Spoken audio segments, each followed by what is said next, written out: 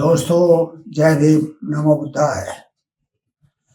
अभी कुछ दिनों पहले हमारे देश के गृह मंत्री अमित शाह ने बाबा साहब के प्रति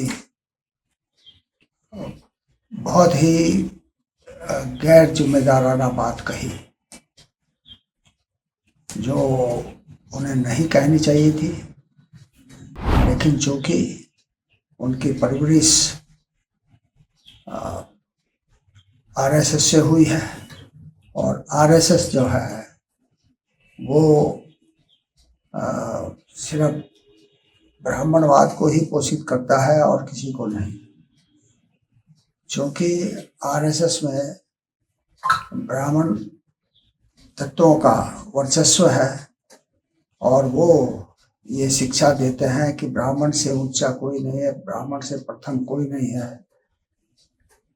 यही वजह है कि जिस समय बाबा साहब विदेशों से पढ़ करके आए और उनके पास 32 डिग्रियां और 4 पीएचडी होने के बावजूद उन्हें यहाँ के लोगों ने सम्मान नहीं दिया, उसका कारण यही है कि आरएसएस ने लोगों के मन में जो जातिगत भावना बहुत ज़्यादा भर दी थी और अभी भी भर रखी है।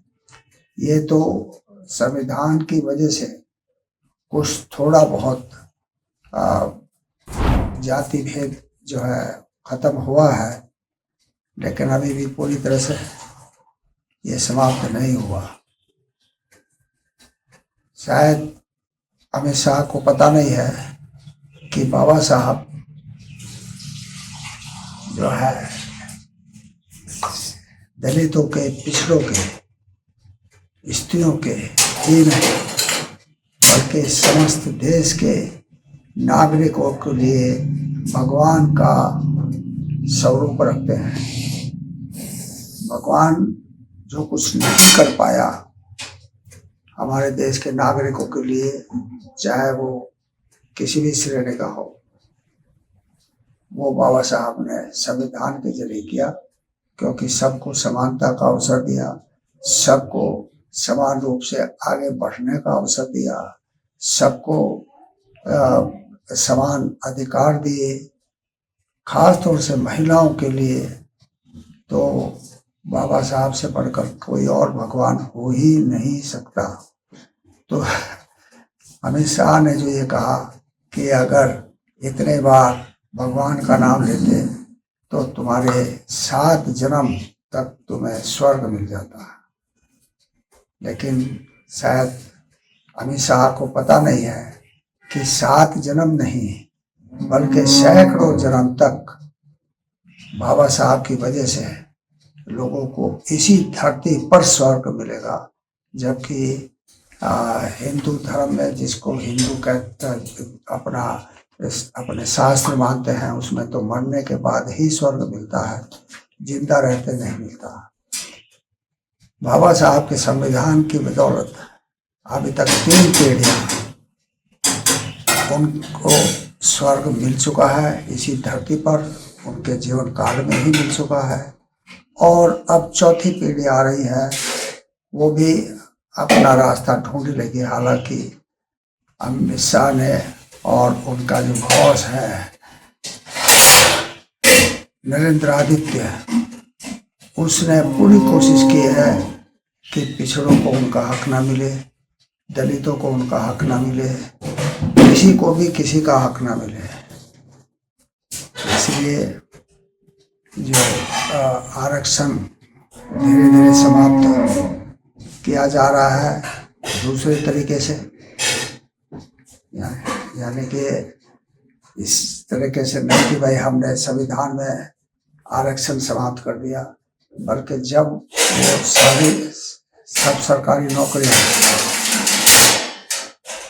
खत्म करते जा रहे हैं तो और प्राइवेटाइजेशन होता जा रहा है, तो प्राइवेटाइजेशन की वजह से तो नौकरियां और उसमें जो स्थायित्व होता है सरकारी नौकरी का, वो खत्म होता जा रहा है। अगर इस समय देश में कुछ लोग फल फूल रहे हैं तो वो गुजराती हैं, और वो गुजराती इसलिए फल फूल रहे हैं क्योंकि 2 गुजराती प्रधानमंत्री और गृह मंत्री के पद पर देश में विद्यमान है, जो सिर्फ गुजरातियों का भला कर रहे हैं और पूरे देश को इग्नोर कर रहे हैं। चाहे बंगाल हो, चाहे उड़ीसा हो, चाहे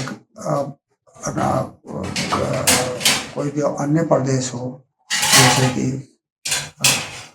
कर्नाटका है, जैसे कि झारखंड है, जैसे कि आपका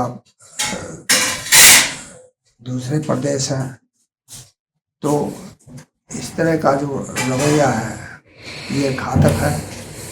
और अमित शाह ने जो गलत बात बाबा साहब के लिए कही है, अगर उनमें थोड़ी सी भी समझ है, उनमें थोड़ी सी भी